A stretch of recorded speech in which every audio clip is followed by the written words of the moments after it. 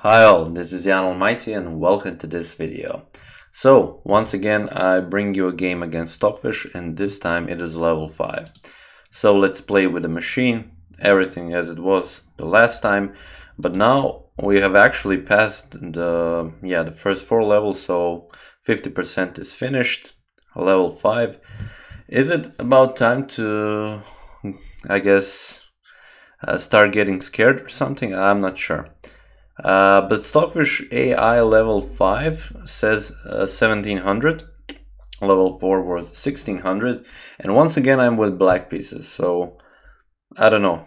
I would enjoy, I think one of the games was with white pieces, but I think my game with black pieces is worse, so it's always nice to train. So let's start as usual with knight to f6. Okay, we have knight to c3 after d4, and let's play d5 immediately to not allow the pawn push on e4. Okay, knight to f3, pretty standard stuff, and now immediately a decision. Do I want to develop this knight on g4 or f5? Bishop on g4 doesn't do much. Knight to e5 seems like a move that would automatically attack it, but the reason is why I want to develop this bishop immediately is to play then e6 and not to trap it inside, so then I would have problems developing it probably in the future. The normal way of development now in the opening is bishop to f5 for me, e6, bishop to e7, castles, and then continue on with the game. Okay, so this is normal stuff. e6, I will play it simply to be able to capture with the queen on f6, not to double up my pawns. Okay, g4. And g4 is a nice move. It could be considered actually a nice move because it could lead to sort of an attack on the g file.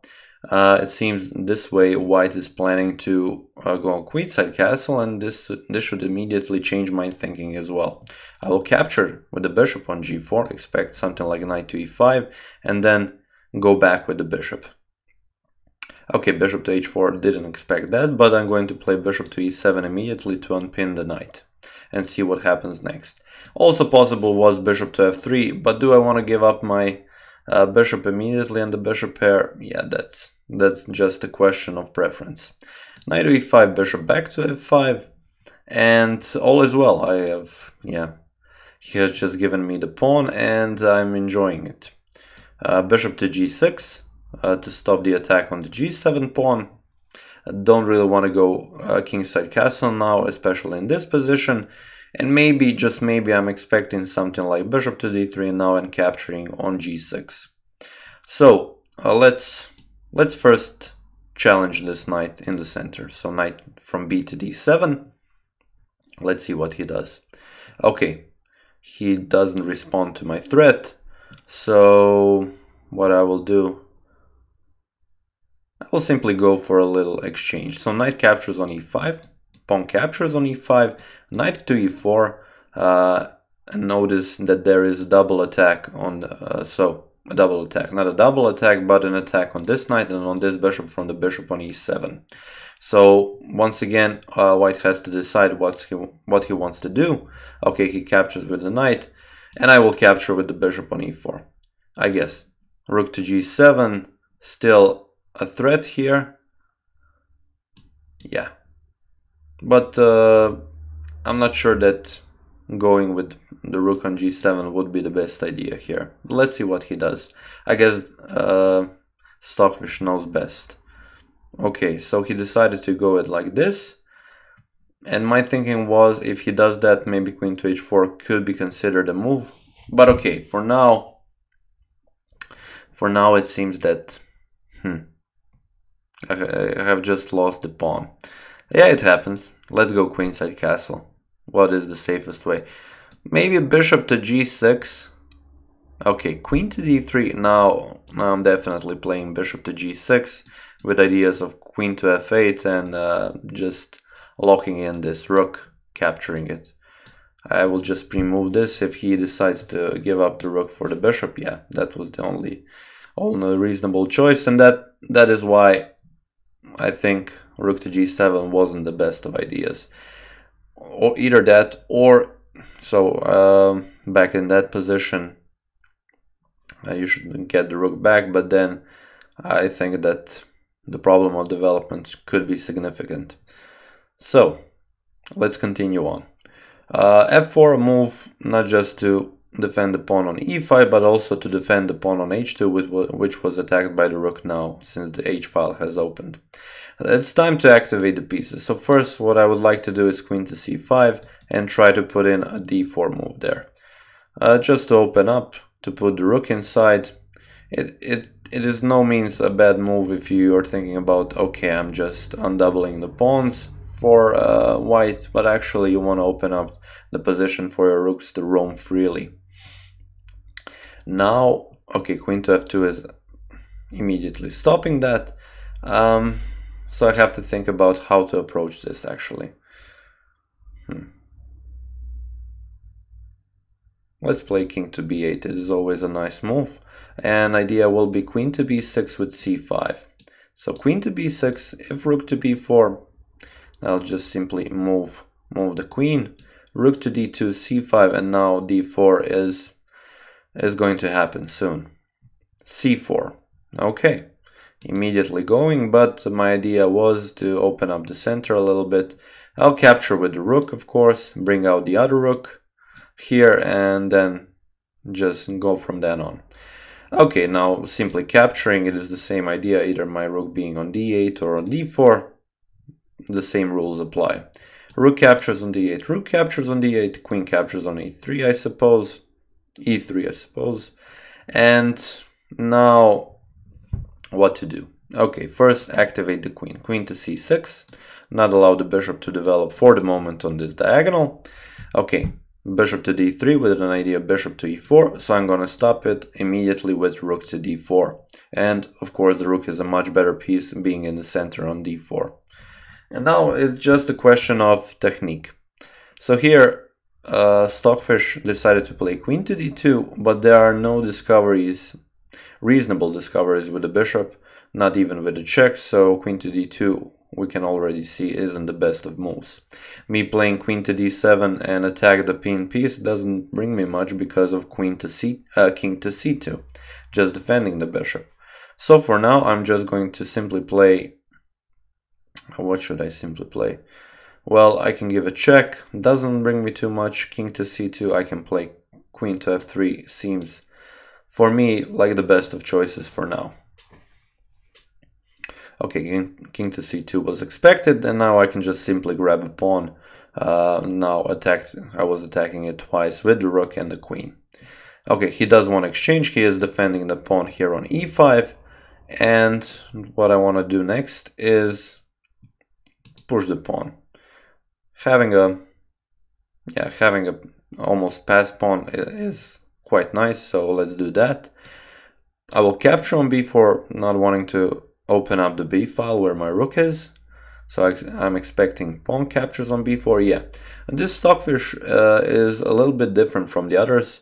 I would already expect at some point from other Stockfishes to go and give up some material, but this was just a matter of giving up the exchange, and now yeah, you can just simply play and it all should be fine. So g4,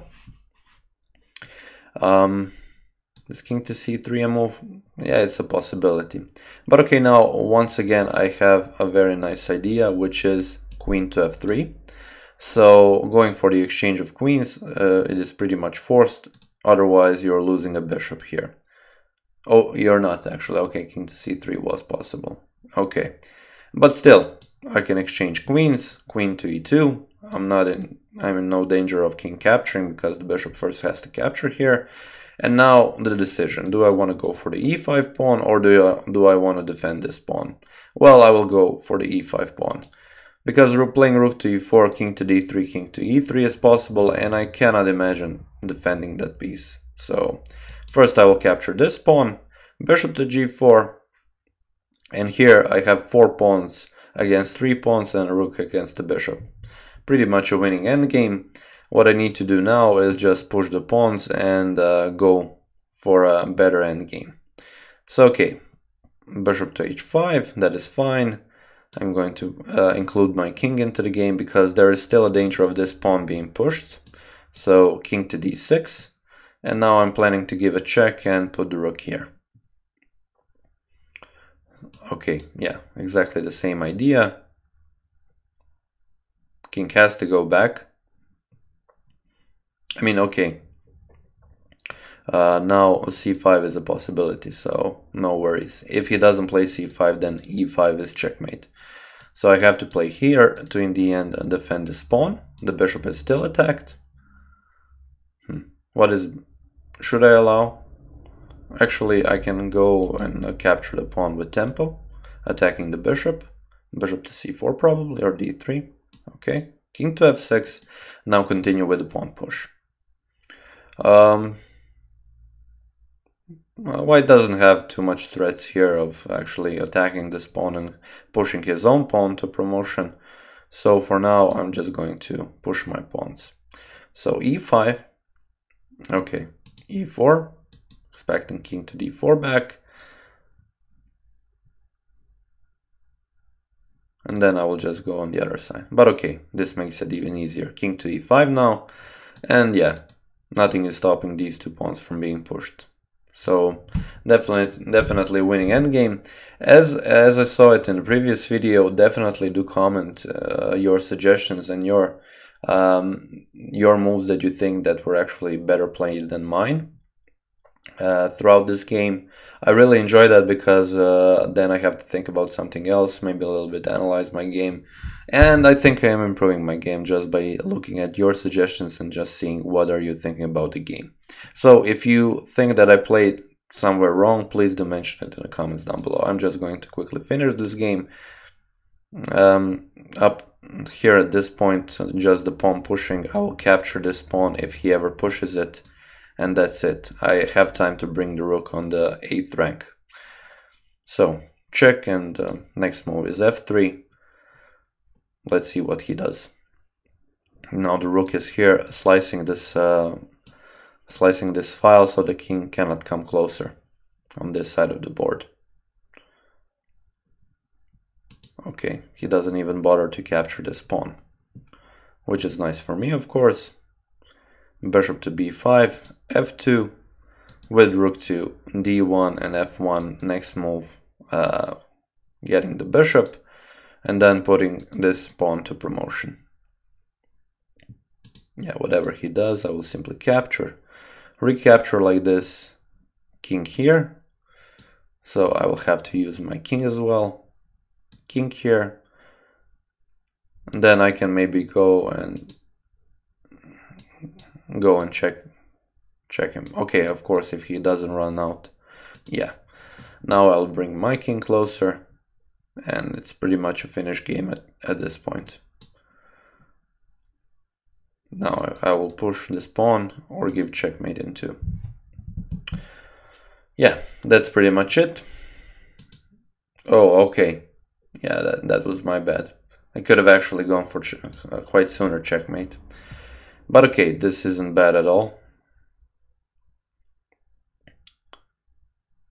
So one other thing how I could have improved is, of course, play with the king and then move the rook and give checkmate. But yeah, sometimes you miss those moves. Okay, let's give check. King to b3 is the only move. And now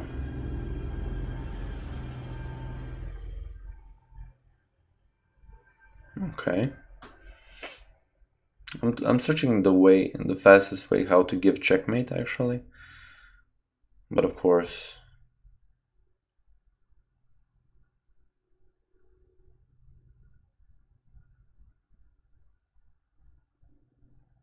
okay, I think I found it. Queen to b6, now move rook 1 square, force him to go on a4, and then rook to a2 is checkmate. So okay, it has been a lot of moves in this game, but yeah, once again we proved that Stockfish level 5 still, I mean, apart from the other Stockfish levels, this one did blunder once or twice in the opening and then made smaller inaccuracies as per my opinion. So still, it wasn't that big of a challenge. I was mainly playing really fast. So I'm guessing Stockfish level 6 is going to be a challenge. That being said, I can't wait for that video. I hope you enjoyed this one, and I will see you in the next one. Cheers.